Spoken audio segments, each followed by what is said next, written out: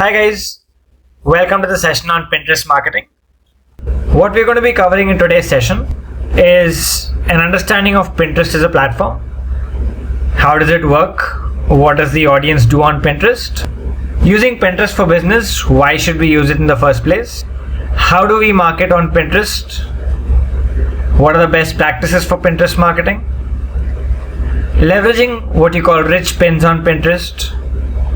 And how do we measure the effectiveness of our Pinterest marketing? Right, so let's get started with an understanding of the platform and the audience on it. So for those of you who are new to Pinterest, Pinterest is basically a visual bookmarking tool that helps you discover and save creative ideas that you might find. So let's say you found an interesting image while you were browsing the internet. You were reading some content online and you found something interesting that you wanted to save for later. You can just pin it to your Pinterest account and you can go back to it later. You can also go and browse Pinterest to find new and interesting ideas on any topic. So for example, let's say you want to do up the interiors of your house and you want to look at what are the different ways you could do it, what are the different creative ideas you can look at to do up your house in a really creative manner. You can go to Pinterest, search for home decor ideas or interior design ideas, and you'll find a whole bunch, right from designing your bedrooms to your hall to your kitchen to whatever you want. Right, so Pinterest is more like this digital scrapbook where you maintain these clippings and articles that you like or you find useful.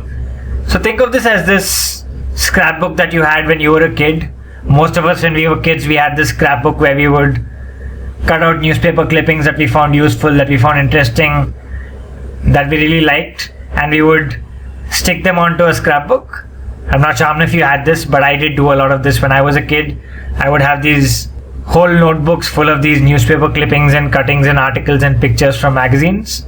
So Pinterest is like your digital scrapbook. You find something interesting, you can just pin it to your Pinterest boards. So just like you would do with a scrapbook offline, Pinterest allows you to organize all your pins. You can have boards for different categories of pins, for different categories or different areas that interest you, and you could pin these images onto those what you call pin boards.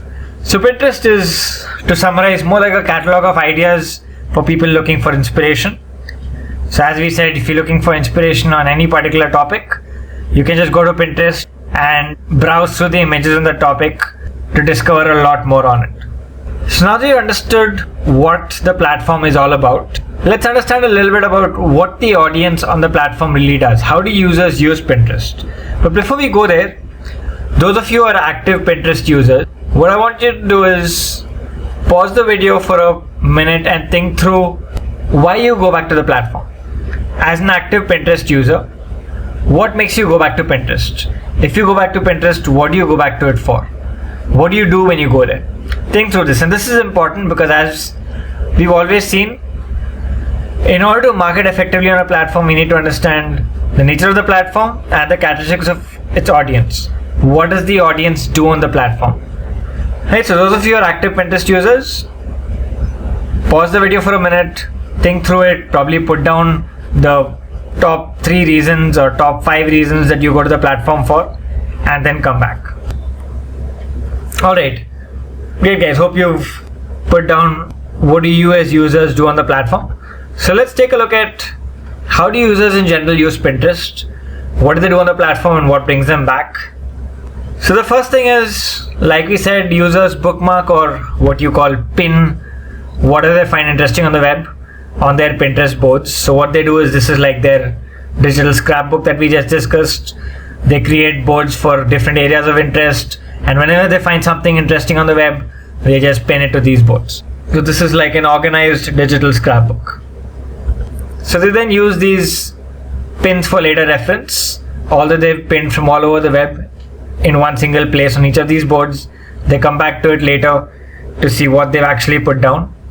They also discover and save ideas for things they want to do. For example, clothes you want to buy, something that you've seen and you found really interesting, and you say, okay, I'm going to buy this sometime later, so you pin it for future reference. Let's say places you want to travel to, you saw this picture of a really great travel destination, so you create this board called a bucket list, and then you start pinning all these awesome travel destinations on it, saying that this is the list of places I want to go to, this is where I want to take my next few vacations or trips. So different things that you want to do, that you want to buy, you would then browse through and save these ideas for later reference again, right? And like we said, people also research for things they want to buy. So let's say you are getting married soon, or you have a wedding to attend, and you're looking at clothes you want to buy, either to wear at your wedding or to wear at a close friend or relative's wedding. You could go browse Pinterest for different wedding wear ideas, research, see what are the different styles around, what looks really good, what are people wearing at weddings, and then start pinning things that interest you and things that you would want to buy in the near future, right? So with this understanding of the audience on Pinterest and why do they come back and what they do there, let's understand a little bit about the terminology that is used on Pinterest. The first one is pins. So whatever you post or whatever you bookmark on Pinterest is called a pin, right? It's like the images that you find online, and let's say you bookmarked it on Pinterest, that's a pin. Or something that you uploaded to Pinterest to one of your boards, your post is also a pin, right? So these are what you call pins. The other thing that you should remember here, talking about Pinterest as a platform, is that all these pins are images and they are visual, right? There are no articles or there is no long form written content on Pinterest. It is a completely visual platform, and all your pins are in a sense images from across the web that you are pinning or bookmarking onto what you call boards, right? Boards are basically, like we discussed, like we've been saying, a collection of all these pins, right? So you can create boards for different areas of interest as a user. You can create boards for different things you want to do, for different things you want to buy, for, let's say, even inspirational quotes, for motivation, for a hobby, whatever you want. And then you can start pinning or bookmarking images to each of these boards that you've created. Next is followers. So followers are people who follow either your profile or some specific boards of yours. When people follow you, they could possibly see your pins or your content in their home feed when they log into Pinterest. The Pinterest feed, like the Facebook feed, is algorithmic, and Pinterest will show users pins that are most relevant to them and that Pinterest thinks they would find useful based on their past history and based on the credibility of the source of the pin.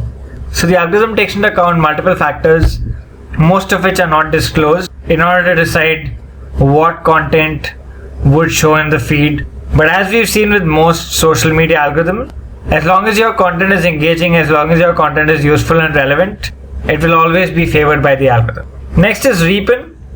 Repin is similar to a share on Facebook or a retweet on Twitter. So you have an existing pin on Pinterest and you want to repin it to your board, you can do that as well.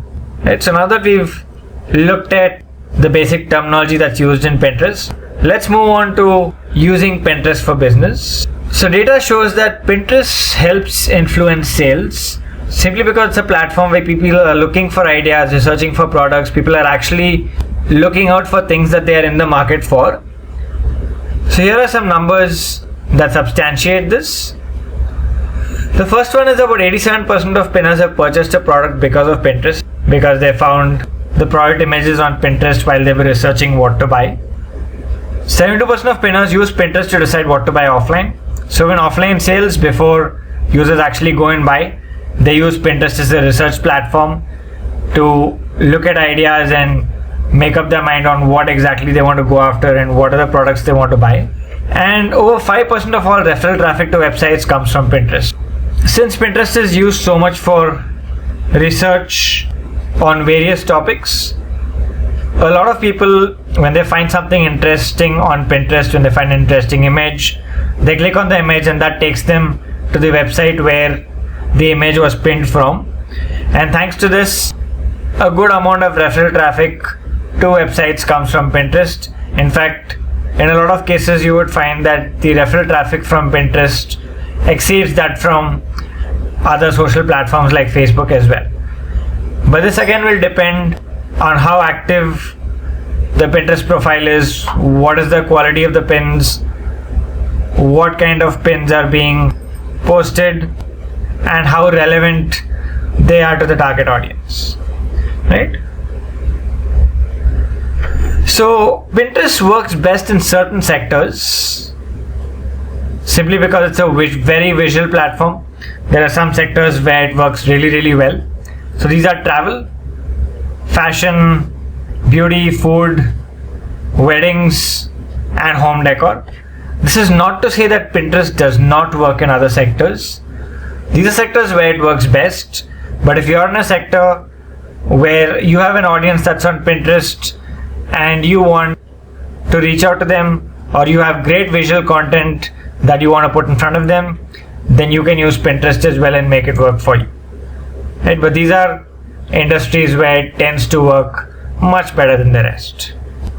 Another thing on the Pinterest audience before we move on to how do we use it for marketing is that Pinterest is a platform which tends to have a large gender skew, as in there are a lot more women who are active on Pinterest as compared to men, and that's something you would want to keep in mind as well while using it for marketing. Right, so with that background of why we should use Pinterest for business, let's look at how we can use it. So before starting any marketing activity, the first thing that we always do is choose our goals. So you can use Pinterest to drive brand awareness, where you want to tell a story about your brand or a particular campaign that you are running, drive visibility amongst your target audience. You could use it to improve engagement, where you want people to click on your pins to come to your website, or save them and pin them to their own boards. You could also use it to drive traffic to your website. So let's say your objective is to get more and more people to your website product pages, then you could pin them to specific Pinterest boards where people can discover them and then come to your website through them. As you've already seen, Pinterest does send a good amount of referral traffic to websites, provided it has been optimally used. And the last one, you can also use it to drive conversions, as in you want to drive people who have pinned your products to actually go and buy them. So this can be done organically, it can also be done through ads. Pinterest ads are not available in India at the moment, but once they come in, they should definitely help drive sales, particularly for e-commerce websites. So let's look at how do we set up a Pinterest business account. So those of you who already have a Pinterest account for your business, you would have to convert it to a business account. Those of you who already done it, that's great. But those of you who have not, you can just go to business.pinterest.com. If you've not signed up, you can click on join as a business. And if you already have an account, then you can click on that convert now option, which will then convert your existing account into a business account, right? Once you do that, your account will then be converted into a business account, and you will also have access to Pinterest analytics. If you guys don't do this, then you will not have access to analytics and you will not be able to measure the effectiveness of your Pinterest marketing. Once you do that, you would click on that little image of your profile picture in the top right corner and then click on settings, from where you can then link your website to your Pinterest business account. So you would go to the profile section in the left menu and then enter your website and click on the confirm button. Once you do that, it will ask you to paste this tag into the header section of your website, and once you do that and click finish, it will verify your website on Pinterest, right? So you might need your tech team or your IT team to help you out with pasting this little snippet of code onto your website. Once you do that, you will have your website linked to your Pinterest account. Confirming your website will give you access to the Pinterest website analytics, which will tell you how many people actually pinned images from your website. So you'll get complete analytics and data on how your website images and content are doing on Pinterest. How many people are actually going to your website and pinning images from your website onto their Pinterest boards. Not just that, confirming your website will also ensure that whenever somebody pins something from your website onto Pinterest, your Pinterest profile picture or your company logo, which is generally what brands use for their display picture, gets pinned along with your website image pin. Right? So 2 advantages of confirming your website, as we just discussed. One is you get access to Pinterest website analytics and you'll know which pins from your website or which images from your website are getting pinned the most on Pinterest. Second, all those images that have been pinned from your website will carry your Pinterest display picture along with it. Right? So that's really important to have your website verified by Pinterest. Those of you who have not done it, you can do it now. So here's the activity for you guys to pause and do right away. So those of you who have not done it already, pause the video, go to your Pinterest accounts. If you don't have one, please sign up right away. Convert it into a business account for those of you who already have one, and link your website to it. Right? Go ahead and verify and confirm your website on Pinterest. So all of you can pause the video, go ahead, complete this activity, and then come back. Alright guys, so hope all of you set up your Pinterest business accounts and confirmed your websites as well. Now that you guys have done that, let's move on to see how do we use Pinterest for marketing, what are the best practices out there. The first thing is to create boards that your audience will love, boards that your audience will find interesting, boards that your audience would want to follow to see what's the latest on it. Right, so what you see here is an example from HubSpot, which is a marketing software. Their audience is marketers like you and me, and you can see a lot of their boards are helpful marketing ebooks, useful templates, wonderful webinars, marketing infographics. So all this is stuff that HubSpot's audience, which is marketers like you and me, would really find useful and valuable. Right, there are ebooks that marketers like you and me would want to read. There are templates that make our lives easier. There are webinars that make us more knowledgeable. There are infographics that we can use to understand concepts, look at what's new, browse different topics. Right? So this is how you would structure your boards and create boards that your audience would want, boards that would add value to them, boards with content that they would find interesting. Right? Similarly, here's another example. This is from Wed Me Good, which is an Indian wedding planning website. So they've got different boards for different wedding events, for different functions, different dresses for the bride, for the groom, different types of dresses, a whole bunch of boards. So anyone who is getting married or anyone who is attending a close friend or relative's wedding would find these boards very useful to look at ideas on what could they wear, what should they buy. Here's another one. This is from Make My Trip. So again, this is an audience that loves to travel, and here you've got places where you can shop, unique places to visit in different countries. You've got different travel destinations. You've got food and drinks, since food goes hand in hand with travel. You've got different kinds of destinations like romantic destinations. You have travel quotes. So it's a whole bunch of things that again their audience would find interesting. Another one here, this one's from Urban Ladder. So let's say you're looking at doing up your house, redoing the interiors, looking at how do you change the decor. So all these boards would give you ideas on how you can make your living rooms, your bedrooms, your dining rooms, your entire house look much better. Creative ideas that you would be on the lookout for. So we've seen 4 different examples here, all of them where they've created boards that are tailor-made for their audience. So once you create these boards, you would then use compelling high quality pictures. As you've already seen, Pinterest is a very, very visual platform, There's hardly any text on it. Most of it is driven by images. The stronger your images, the more high quality, the more high res, the more catchy, the more compelling they are, the better they will perform, the more they will be repinned, the more they will be shared, the more they will be viewed. In the process, you'll probably get a lot more brand awareness, a lot more referral traffic, and also probably drive sales of your product or your service.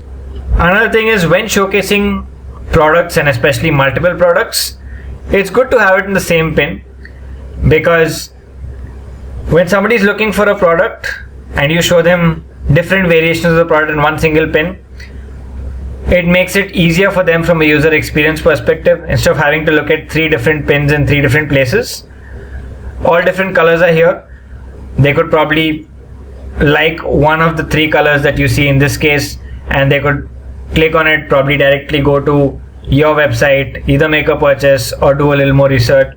So when you're showcasing different variations of the same product, it's always good to have it in the same pin wherever possible. Helps drive better engagement and higher click-throughs as well. Wherever required on your images, you can use text overlays to go with the image to let people know what the image actually is about. So for example, you have 2 here. One on the left has an overlay that says amazing beauty samples mailed to you monthly. The one on the right says how to be a possum parent, dog parent. So this gives an idea to whoever's seeing the image, to the user, on what the image is about and what to expect when they click on it, right? So in cases, especially when you're linking to content that you have on your website, it's always good to give these overlays so people know what they can expect once they click. Next is again extremely important, and that is always ensure that you search optimize your pin descriptions. Whenever you give a description, get creative, keep in mind keywords that your audience would be searching for, and try and incorporate those keywords in your pin titles, in your pin descriptions. This will ensure that when people are searching for your product or content in your area of expertise, your pins would show, right? So this is the example of the same Indian wedding planning website. You can see here the description that they've given does have specific keywords in them that people would probably be looking for. So if you want your content to be found when people are using Pinterest search, when people are doing their research on Pinterest, then you should ensure that you've got descriptions that are optimized with relevant keywords in them. Not just your pins, you would ideally even search optimize your board description. So when you're creating a board, you'd be giving a description for it. So ensure that even there you have a keyword rich description. So when people are looking for specific boards, your board shows up. You can also run contests on Pinterest to engage your audience. Just like other social platforms, contests work on Pinterest as well. So this is an example here of a contest that Timex ran. In fact, this was run cross-platform. So what Timex did was to ask their followers on Facebook to come to the Timex Pinterest inspiration board and pin their favorite Timex watch and Timex accessories that were there on that board, and they would then pick winners and give them a featured Timex and a gift card. So here's a summary of all the best practices we've discussed so far that will help us drive engagement as well as grow a following on Pinterest. So the first thing, like we already discussed, to summarize, always use compelling, high quality, high resolution images. Second is make your pins creative, beautiful, helpful and actionable. Ensure that your pins are in the right size. So the ideal aspect ratio for a pin is 2:3. So that's 600 pixels by 900 pixels. Pins that are in this size are vertical, and given the format of the platform, they tend to take up more space and stand out more. So as far as possible, when you're uploading pins directly, try and ensure that they are in this aspect ratio or at least similar to this size. This does not mean that this is the only size that works on Pinterest. Other sizes work as well. It's just that in those sizes sometimes you might have your image not standing out as well. When you have this size, your images tend to stand out more. Next is, as we discussed, create themed Pinterest boards for your audience. Search optimize your boards as well as your descriptions, a pinned description, to ensure that they are found when people are searching for them. Keep pinning original useful content, because that is eventually what will drive engagement with your audience. That is what will bring them to come and follow you and your boards, and that is what will eventually drive awareness and visibility for your brand and your products and services as well. Okay. And as with any other social platform, be consistent. Consistency is the key. So ensure that once you've committed to use Pinterest as a platform to engage your audience, you are active and consistent on the platform. You're consistently posting original useful content with compelling high quality images to engage your audience. Right, so it's activity time again. What I want all of you to do now is to pause the video and make a list of boards that you would create for your Pinterest profile. So for your business and for your target audience, what kind of boards would you create? We just saw so many examples from different brands in different sectors. We saw the example from HubSpot, we saw from WedMeGood, we looked at Make My Trip, we looked at Urban Ladder. So for your business, what kind of boards would you create? So make a complete list of all the possible boards that you would create, which your audience would find useful and engaging. Once you made that list, then go to your Pinterest account, create 5 of these boards. Right, when you create, keep in mind all the best practices. So create the boards, ensure that your descriptions are search optimized. Then after you create the boards, in each board, pin at least 2 images, either from your website or images that you can upload that are relevant to each of these boards. When you are uploading the pins, again keep in mind the best practices. First thing, ensure that the images are extremely high quality, high resolution and compelling.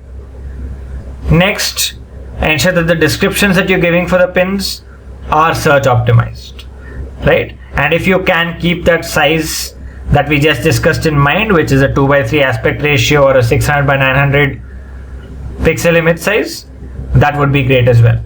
Right, so all of you, pause the video here, go complete this activity, make the list of boards, create 5 boards, pin the images to them, and then come back and watch the rest of the video. Alright guys, so hope all of you have done this activity. Please ensure you do it guys, because this will help you grasp the concepts better. Also, when you actually do it, you might have some questions which would not strike you when you've not actually done it. So that will help you. When you have questions, you would ask them and then look for answers. In the process, you learn more, you gain a lot. So please do ensure you've done the activity, and all the activities across all modules, by the way. We'll move on to the next topic, which is leveraging what we call rich pins. So rich pins are advanced forms of pins that have additional information in them. Right? They are basically pins that include extra information right on the pin itself. Right? These make your pins more useful, because apart from having the catchy image that you've got and the description, they automatically pull up more information that your audience would find valuable, and this increases engagement as well as click-through rates on your pins. So let's look at what are the different types of rich pins that Pinterest gives us. The first one is what you call article pins. So let's say you have an article on your website. Then if a user goes to your website and pins an image from that article, that image will automatically pull up the article headline, the author, story description, and the link to the article as well. Right? All this is automatically pulled up from your website. How is that done? I'll tell you shortly. How do you get Pinterest to pull up this data from your website? I'll tell you this shortly. For now, let's understand what are different types of pins. Next is product pins. So this includes real-time pricing that is being pulled up from your site, product availability, whether it's in stock or out of stock, and where the product can be bought. Next is recipe pins. So let's say you've got a recipe on your website, or you got a blog where you've got recipes to engage your audience. So if somebody pins anything from that recipe, the pin will automatically pull up the ingredients, cooking times, and the serving info as well. Right? So again, it makes the pin look much more relevant and also increase engagement on it. Then you've got movie pins. So this includes the ratings of the movie, the cast, and reviews as well. Place pins will include the place's address, the map, and the phone number as well. And last is app pins, which include an install button to download an app. This would help drive app installs as well from Pinterest. So these are the different types of rich pins. Let's look at some examples of each of these. So here's the article pin. Like you can see, somebody has pinned this article from New York Times, and this has the headline, it has the author's name, and it has a story description as well. Right? So makes the pin richer, which is why they're called rich pins, and makes it more relevant to the audience as well. Next are recipe pins. So you can see here, this is a recipe pin. It has the ingredients on it. It will also have the cooking times and the serving info. So you can see that here. Next is price pins. So this is for products. These include the pricing, availability, and where they can be bought. So you can see there on this as well. So you have the description, you have the price there, which is a little dull. It says $489, and you can always click. This will take you to the Etsy website where this product can be bought. Then you have place pins, which have a map link and the address, and wherever there's a phone number, it has the phone number as well. So the one that you see here, it says it has a phone number as well of the national park. And last is the app pins, like we discussed. You see that blue color install button there to download the app. So this is what the app pins give you. So all these rich pins, because they add additional information automatically to images that are pinned from your website, result in increased engagement, increased click-throughs, and increased performance on Pinterest. So this is something that if you choose to market on Pinterest, you should definitely be using. So how does Pinterest pull this information up from your website? How do you set it up for your business? How do you ensure that when somebody pins something from your website, if it is any of these 6 categories that we just saw, how does Pinterest pull up the information?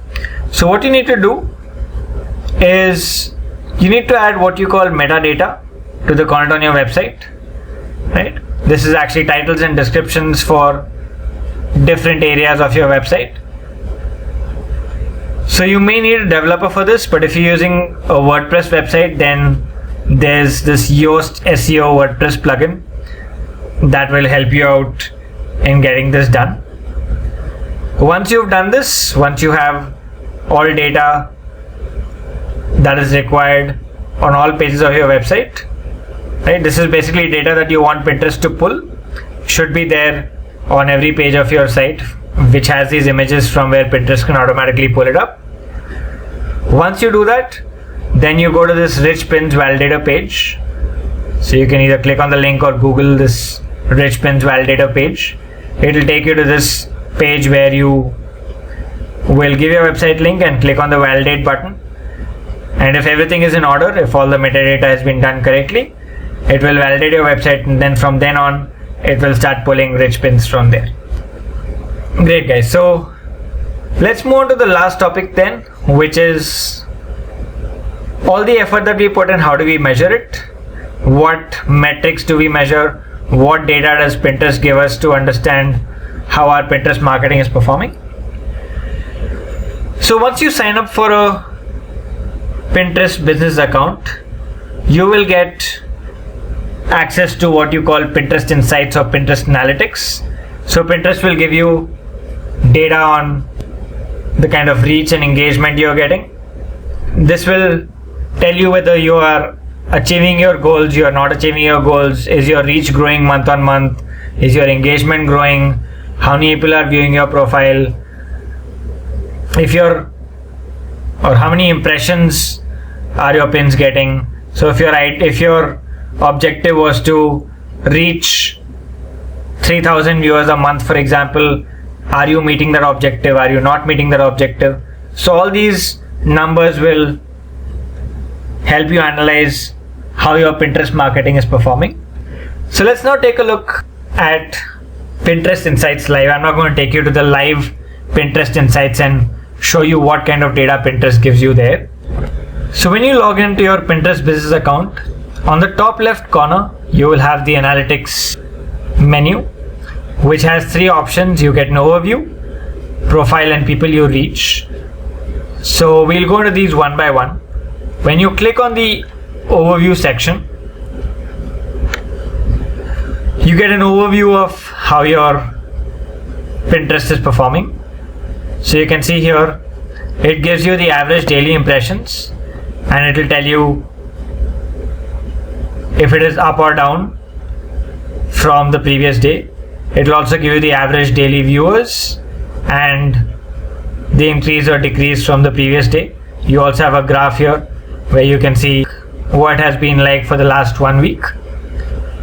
Also, you can see people you reach. So how many average monthly viewers do I have on my profile? So currently there are about 3,300 people who view my pins every month, and about 30 who have engaged with the pins. Now engaged is if anyone has commented on it, or if anyone has repinned it or saved it.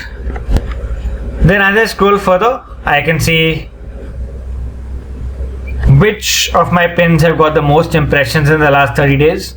So this will give me an idea of which pins of mine are working best, which are resonating best with my audience, and this will tell me what kind of content I should do more, what kind of content I should focus on. For example, here I can see that this particular pin is getting a lot more impressions than everything else, is also getting a lot more engagement. So this is probably a pin that I might want to focus on if it fits into my content strategy.